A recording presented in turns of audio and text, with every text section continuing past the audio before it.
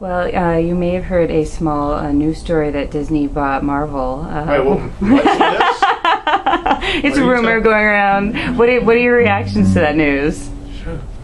Wow. Ooh, at least things are stable at DC. Yeah. I know, one thing I know about DC, nothing over there is going to change. Yeah.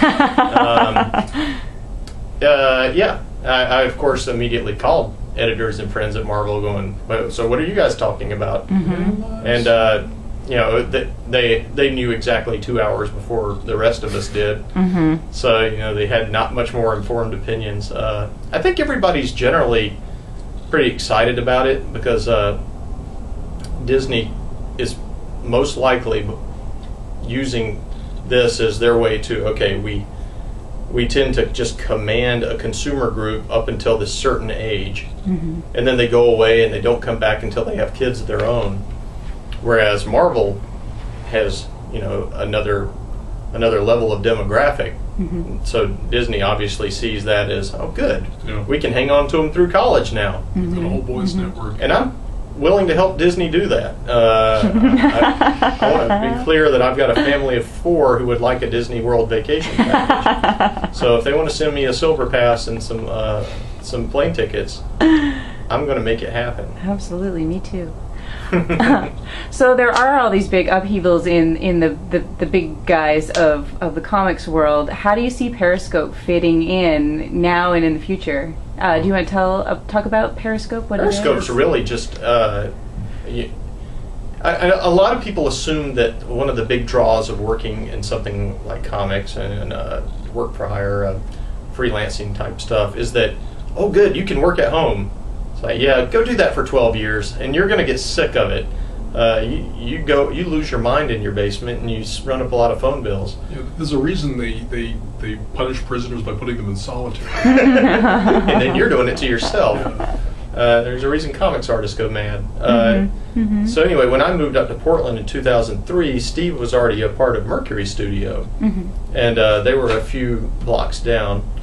And then they moved over to this building because that building was condemned. This happens a lot with comic studios. And and then we just got tired of finding those junkies' needles in the bathroom. that probably did get old. Yeah.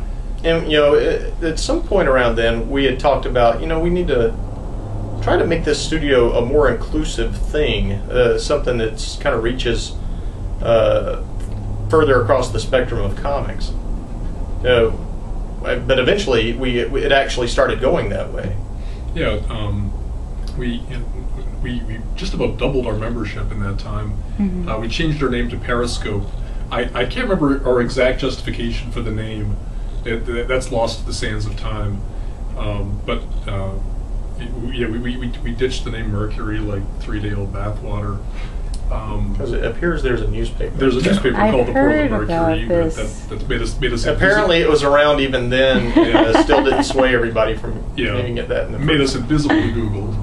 So we changed our name to Periscope, Mm-hmm. doubled our membership, brought in people like Dylan McConis and Erica Moen, Mm-hmm. who were big stars of the webcomics world. Mm-hmm. And other new folks like Dustin Weaver, who's currently drawing one of the X-Men books at Marvel, Mm-hmm. a major talent who's going to be taking over the world before too long. Mm-hmm. Mm-hmm. So basically, it's a bunch of Portland writers and artists who Yeah. group together and work together, and it's funny, and it's things you would expect no one is going to. You wonder, it's like, oh, how's this going to cross-pollinate or germinate or Mm-hmm. anything? But like Totally. when Colleen joined a couple of years ago, Mm-hmm. Colleen Coover. yeah, Mm-hmm. her most mainstream book had been Banana Sunday with her husband Paul Tobin. Mm-hmm. We also sucked him in. Yeah. We're just like the Blob. We just keep rolling over people. Not anymore. We gotta stop we that. maxed out at 22 because we don't physically have the space to put anyone else. Mhm. We'd have to start taping them to the windows or something at this point. Mm-hmm. Velcro. Well, it's neat walking in there because it looks like how when I was a kid I would envision Marvel or Dark Horse or all of that. Yeah. It's kind of a bullpen. Yeah.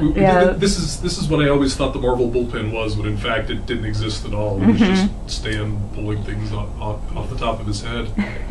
Making you think Jack Kirby's over in the corner working on something. And Spider-Man's outside. Yes. In fact, half these guys are in Connecticut.